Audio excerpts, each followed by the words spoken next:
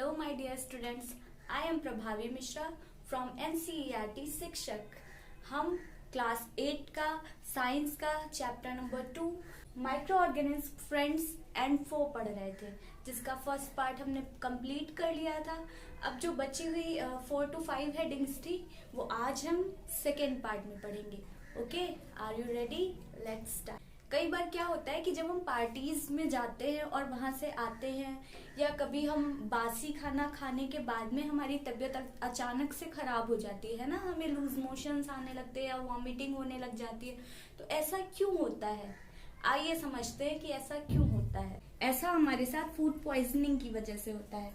Food poisoning, इसे बॉट्यूलिज्म भी कहते हैं। फूड पॉइजनिंग को ही हम बॉट्यूलिज्म भी कहते हैं। जब हमारा जो फूड है जब वो पॉइजनस हो जाता है, बस इसे ही हम फूड पॉइजनिंग कहते हैं। लेकिन वो पॉइजनस हो किस लिए जाता है? जब हमारे फूड में वो बैक्टीरिया या फिर माइक्रो ऑर्गेनिज्म की उसमें ग्रोथ होने लगती है और वो खराब हो जाता है, तब वो पॉइजनस हो जाता है। ठीक है। Botulism is caused due to the consumption of food spoiled by a bacteria. Botulism या फिर फूड पॉइजनिंग ऐसा खाना खाने की वजह से होती है जो खाना बैक्टीरिया के द्वारा खराब किया हुआ है। ठीक है। उस बैक्टीरिया का नाम आपकी बुक में नहीं दिया है, बट मैंने इसलिए लिख दिया है क्योंकि ये कई क्वांटिटेटिव लेवल पे पूछा जाता है। क्लॉस्ट्रीडियम बोट्यूलिनम, क्लॉस्ट्रीडियम बोट्यूलिनम, और ये इसकी जो स्पीसीज है उसका नेम बोट्यूलिनम होता है, इसीलिए इस डिजीज को बोट्यूलिज्म भी कहते हैं। It produce toxins which makes food poisonous, यानी कि ये बैक्टीरिया है ना, ये कुछ टॉक्सिन्स यानी जहर, टॉक्सिन का मतलब ये होता है जहर, वो जहर प्रोड्यूस करता है जो हमारे खाने को पॉइजनस बना देता है, और वो खाना खाने से हमारी तबीयत खराब हो जाती है। इवन कई बार तो अगर फूड पॉइजनिंग ज्यादा हो जाए और हम ध्यान नहीं देते हैं तो पर्सन की डेथ भी हो सकती है। और इससे बचने के लिए हमें क्या करना चाहिए? हमें बासी खाना खाने से थोड़ा बचना चाहिए, हमें खराब खाना नहीं खाना चाहिए, फूड को अच्छे से प्रिजर्व करके रखना चाहिए जब भी हमें रखना चाहिए। तो इन कुछ बातों का ध्यान रख करके हम फूड पॉइजनिंग से बच सकते हैं। अच्छा, आपने कभी ये ध्यान दिया है कि जो आम होते हैं ना, उन्हें अगर ज्यादा दिन रख देते हैं हम तो वो खराब हो जाते हैं, लेकिन जो पिकल यानी कि जो अचार होता है वो क्यों नहीं खराब होता है? वो भी तो कच्चे आमों से बनता है ना, जिसे हम अम्बिया कहते हैं, उसी से ही बनता है, फिर वो क्यों नहीं खराब होता है और आम खराब हो जाते हैं? चलिए आइए समझते हैं कि ऐसा क्यों होता है। फूड प्रिजर्वेशन मीन्स फूड को प्रिजर्व करके रखना। तो ये कैसे होता है? इससे पहले हमें प्रिजर्वेटिव्स पढ़ने पड़ेंगे। प्रिजर्वेटिव्स जो सॉल्ट्स होते हैं या शुगर है या एडिबल ऑयल्स हैं या फिर विनेगर यानी सिरका है, तो ये सब फूड प्रिजर्वेटिव्स होते हैं। क्यों? क्योंकि ये माइक्रो ऑर्गेनिज्म की ग्रोथ को रोकते हैं, इसीलिए इन्हें प्रिजर्वेटिव्स कहते हैं। ठीक है। किन किन प्रिजर्वेटिव का यूज करके हम किन किन चीजों को स्टोर करके रख सकते हैं, प्रिजर्व कर सकते हैं, आइए समझते हैं। Preservation by common salt, common salt के थ्रू किन किन चीजों को प्रिजर्व किया जाता है? मीट, फिश, आंवला, रॉ मैंगोज मीन्स अम्बिया, टेमेरिंड मीन्स इमली एक्सेट्रा। इन सारी चीजों को हम कॉमन सॉल्ट के थ्रू प्रिजर्व कर सकते हैं, वो खराब नहीं होंगी अगर हम ये लगा करके रखें। पिकल में क्या क्या पड़ता है? पिकल में या तो सिरका पड़ता है या फिर ऑयल पड़ता है बहुत सारा, और बहुत सारा नमक पड़ता है, सॉल्ट, और उसे धूप में सुखाया भी जाता है, इसी वजह से वो प्रिजर्व हो जाता है अच्छे से, तो वो खराब नहीं होता है। जबकि मैंगो के साथ ऐसा नहीं किया जाता है, इसीलिए वो खराब हो जाता है। Next is preservation by sugar. अब शुगर से कौन कौन सी चीजें प्रिजर्व करते हैं? Like jams, jellies etcetera. Sugar reduces moisture. जो शुगर क्या होती है, वो मॉइस्चर को रिड्यूस कर देती है, जिसकी वजह से बैक्टीरिया की ग्रोथ रुक जाती है। Third is by oil and vinegar. Oil और विनेगर का भी यूज करके हम कई सारी चीजों को प्रिजर्व करते हैं, लाइक पिकल्स, अचार, वेजिटेबल्स को भी ऑयल या विनेगर की हेल्प से हम प्रिजर्व कर सकते हैं। Fruits, fish, meat. Bacteria can not tolerate such environment. अच्छा, ऑयल या विनेगर से कैसे प्रिजर्व हो जाते हैं? क्योंकि बैक्टीरिया ऐसा एनवायरमेंट टॉलरेट नहीं कर पाते हैं और वो मर जाते हैं। ठीक है। Number 4 is heat and cold treatment.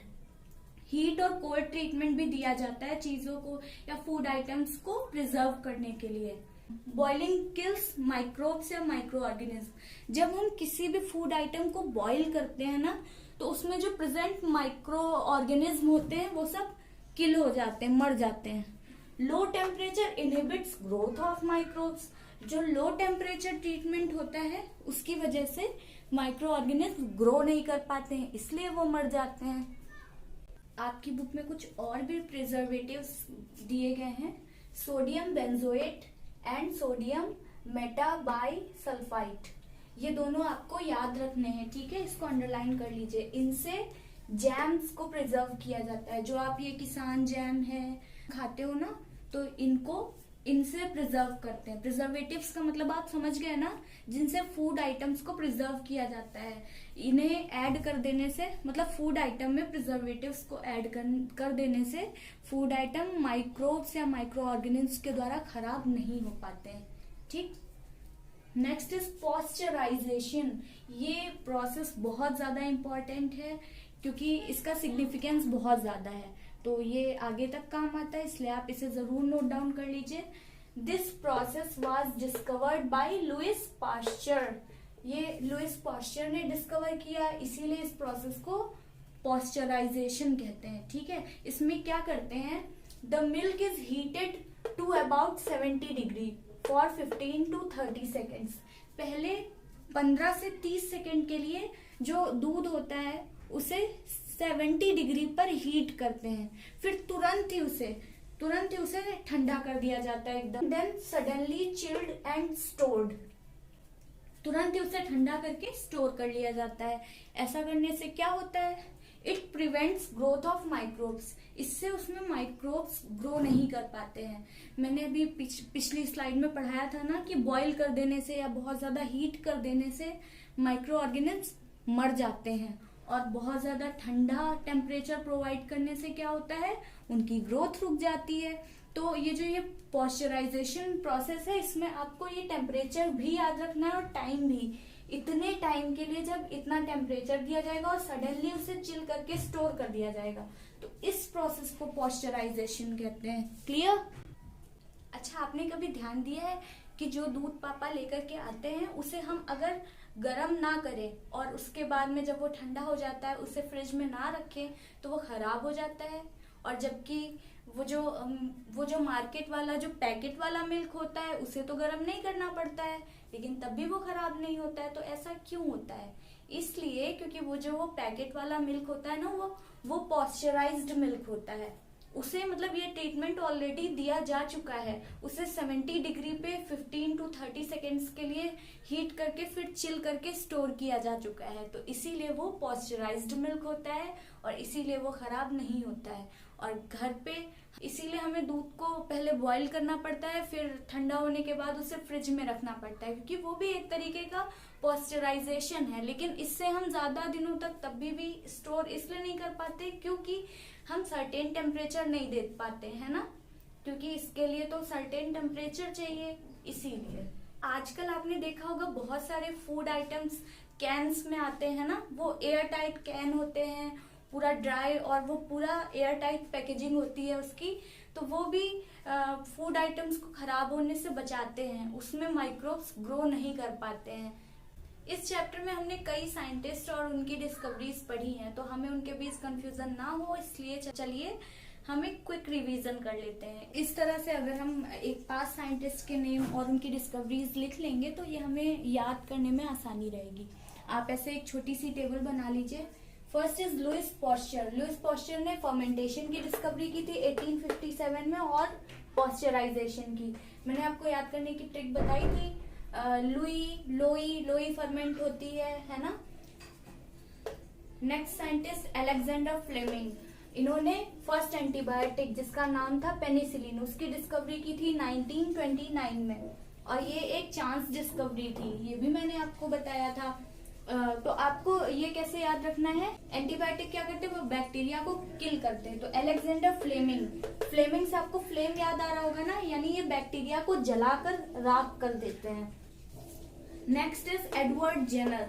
Edward Jenner ने vaccine for small pox, sorry मैं बॉक्स लिख गई हूँ, पी।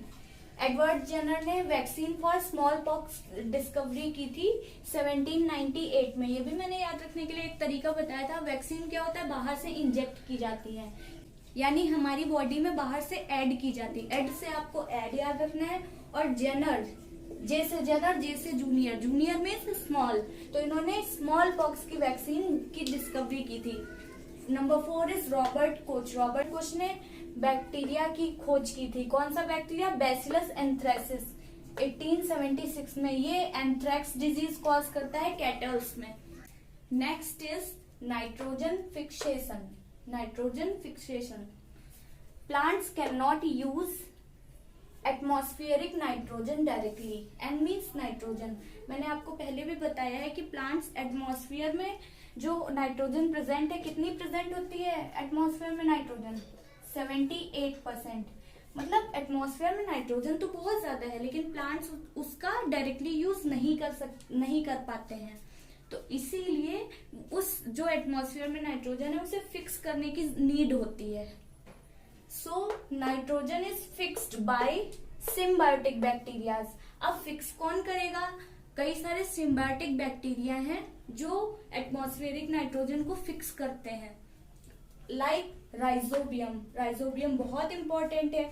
आपको तो ये पहले से ही पता है कि जो भी लेग्यूमिनस प्लांट्स होते हैं, लेग्यूमिनस प्लांट्स लाइक जो पी है या अरहर है, जो भी दाल वाले पौधे होते हैं, या ग्राम है, तो इनकी जो इनके प्लांट्स होते हैं ना, उनकी रूट में नोड्यूल्स पाए जाते हैं, और उन्हीं रूट नोड्यूल्स में ये सिम्बायोटिक बैक्टीरिया राइजोबियम पाया जाता है, जो एटमॉस्फेरिक नाइट्रोजन को फिक्स कर देता है।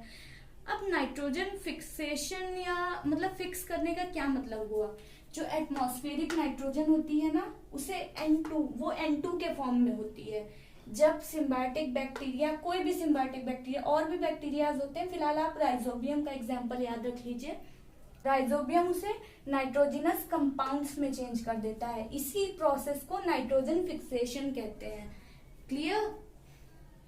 Nitrogen is also fixed by lightning. Lightning means वो बिजली कड़कती है ना, उसके द्वारा भी एटमॉस्फेरिक नाइट्रोजन फिक्स की जाती है।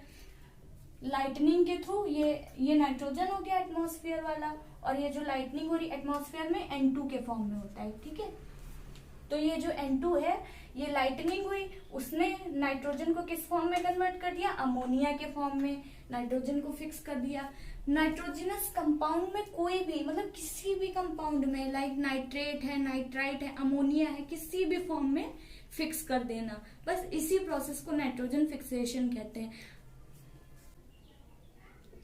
अब आपके माइंड में ये क्वेश्चन आ रहा होगा कि जो एटमॉस्फेरिक नाइट्रोजन है उसको तो फिक्स कर दिया कुछ बैक्टीरियाज ने, और वो उसका यूज प्लांट्स ने कर लिया, बट फिर भी एटमॉस्फेयर में जो नाइट्रोजन का परसेंटेज है वो 78 ही रहता है, मींस कांस्टेंट रहता है। तो ऐसा कैसे हो जाता है? ऐसा नाइट्रोजन साइकिल की वजह से होता है। तो अब हम नाइट्रोजन साइकिल समझेंगे। बेटा, नाइट्रोजन साइकिल बहुत ही ज्यादा इंपॉर्टेंट है और ये हमेशा पूछी जाती है। ठीक है, अगर ज्यादा मार्क्स का क्वेश्चन आए तो मैं जो स्टेप्स आपको समझा रही हूँ उसे आप स्टेप बाय स्टेप अपनी खुद की लैंग्वेज में लिख भी सकते हैं। ठीक है, और वैसे जितना मैंने लिखा है और जो मैंने मतलब डायग्राम बनाया है, अगर आप इतना भी अच्छे से बना देते हो तो उतना सफिशिएंट रहेगा। तो आप इसे जरूर सीख लीजिए। Nitrogen cycle. Nitrogen is most important for us. Nitrogen हमारे लिए बहुत ज्यादा इम्पॉर्टेंट है because it is an important constituent of proteins, chlorophyll, nucleic acid etcetera. क्यों इतनी ज्यादा इम्पॉर्टेंट है? क्योंकि ये प्रोटीन, क्लोरोफिल, न्यूक्लिक एसिड, इसका एक बहुत ही इम्पॉर्टेंट कंस्टिट्यूएंट है। प्रोटीन से ही सेल्स बनी हुई है ना, और हमारी बॉडी भी बनी है, और न्यूक्लिक एसिड से डीएनए बनता है। तो ये सारी चीजें बहुत इंपॉर्टेंट है, इसलिए हमें नाइट्रोजन की जरूरत पड़ती है। और आपको पता है कि एटमॉस्फेयर में तो बहुत ज्यादा नाइट्रोजन है, 78% है, लेकिन प्लांट्स उसको डायरेक्टली यूज नहीं कर सकते। प्लांट्स सिर्फ सोल्यूबल फॉर्म में उस नाइट्रोजन का यूज कर पाते हैं। तो इसीलिए आप यहाँ पे एक लाइन ऐड कर सकते हैं जो मैंने नाइट्रोजन फिक्सेशन में लिखवाई थी कि कुछ बैक्टीरिया लाइक राइजोबियम वो एटमॉस्फेरिक नाइट्रोजन को फिक्स करके उसे नाइट्रोजनस कंपाउंड्स में बदलते हैं। ठीक है, अब आप इस डायग्राम को समझ लीजिए। सबसे पहले सॉरी मैं यहाँ पे 70 लिख गई थी, 78% होती है। सबसे पहले यहां से स्टार्ट करेंगे। एटमॉस्फेरिक नाइट्रोजन ये N2 के फॉर्म में होती है। किस फॉर्म में होती है? N2। ठीक है, और ये 78% होती है। तो सबसे पहले क्या होगा? नाइट्रोजन फिक्सेशन होगा। First step is nitrogen fixation.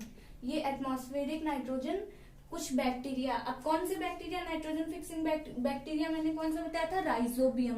Rhizobium के द्वारा या फिर ये क्या है? लाइटनिंग के द्वारा नाइट्रोजनस कंपाउंड जैसे कि अमोनिया है या कुछ भी है नाइट्रोजनस कंपाउंड उसमें चेंज कर दिए जाते हैं, मतलब नाइट्रोजन फिक्स हो जाती है। आपको इसी तरीके से लिखना है। फिर वो अमोनिया में बदल गई है उसका क्या होता है? जो अदर बैक्टीरिया, ये बैक्टीरिया सॉइल में होते हैं लाइक नाइट्रोसोमोनास, नाइट्रोबैक्टर, एजोटोबैक्टर, ऐसे बैक्टीरिया हमारी सॉइल में होते हैं। आपको इन बैक्टीरियाज का नेम अगर नहीं याद रहता है तो कोई बात नहीं, आप सिर्फ ऐसे नॉर्मली लिख सकते हैं बैक्टीरिया या फिर ब्लू ग्रीन एल्गी।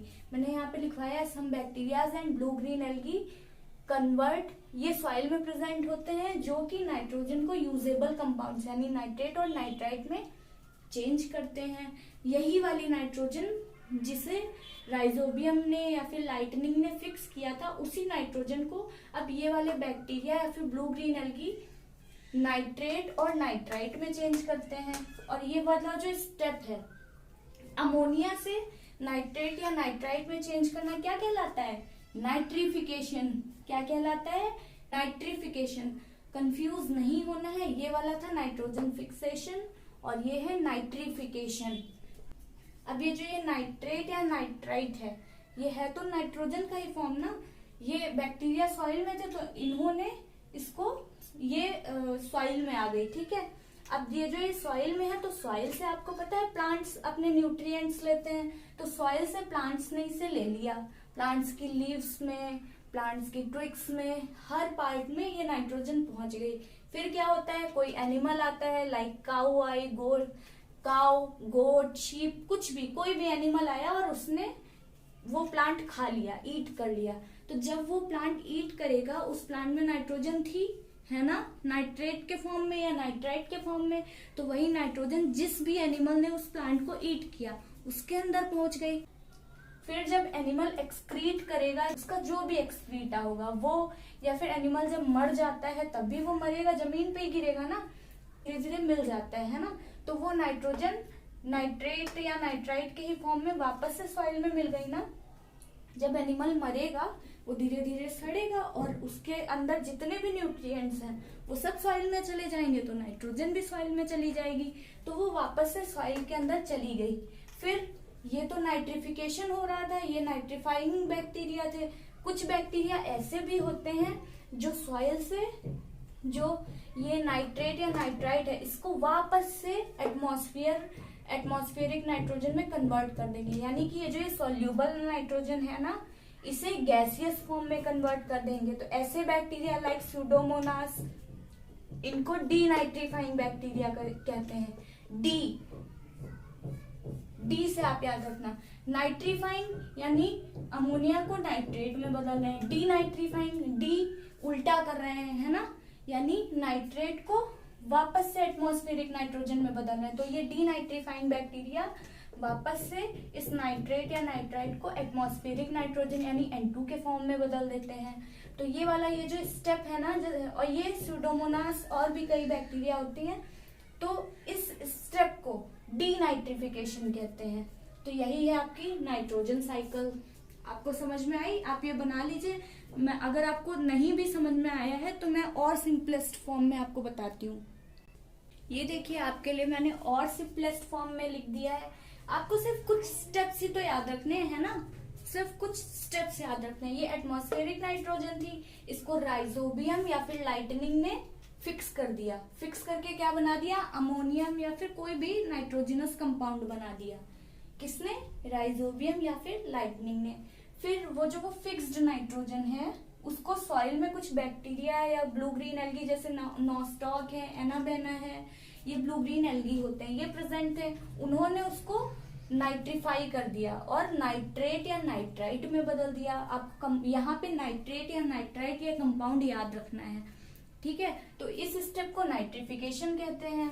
वो सॉइल में थी ना, तो सॉइल में जब नाइट्रोजन आ गई तो उसे प्लांट ने ले लिया सॉइल से, फिर प्लांट को एनिमल ने खाया, एनिमल के अंदर पहुंच गए, एनिमल जब मर गया या उसने जो भी एक्सक्रीट किया उसके थ्रू वापस सॉइल में वो नाइट्रोजन पहुंच गई। फिर वो वाली नाइट्रोजन को कुछ और बैक्टीरिया थे लाइक स्यूडोमोनास, तो उन्होंने क्या किया, वापस से उस नाइट्रोजन को डीनाइट्रिफिकेशन करके एटमॉस्फेरिक नाइट्रोजन में बदल दिया। बस यही है नाइट्रोजनस साइकिल, जिसकी वजह से हमारे एटमॉस्फेयर में नाइट्रोजन का परसेंटेज कांस्टेंट रहता है, मतलब वो नाइट्रोजन फिक्स भी होती है, प्लांट्स और एनिमल्स उसका यूज भी करते हैं और वो वापस से एटमॉस्फेयर में पहुंच जाती है। तो इसीलिए जो उसका परसेंटेज है वो चेंज नहीं होता है। इसी के साथ आपका चैप्टर नंबर 2 कंप्लीट होता है और आई होप कि आपको अच्छे से समझ आ गया होगा। लेकिन अगर फिर भी कोई चीज़ आपको अगर नहीं समझ में आई है, कोई भी क्वेरी है, तो प्लीज़ मुझे कमेंट बॉक्स में लिखकर ज़रूर बताइएगा, ठीक है। और अगर आपको ये वीडियो पसंद आई हो तो प्लीज़ वीडियो को लाइक कीजिए, चैनल को सब्सक्राइब कीजिए एंड अपने फ्रेंड्स के साथ शेयर कीजिए। Thank you.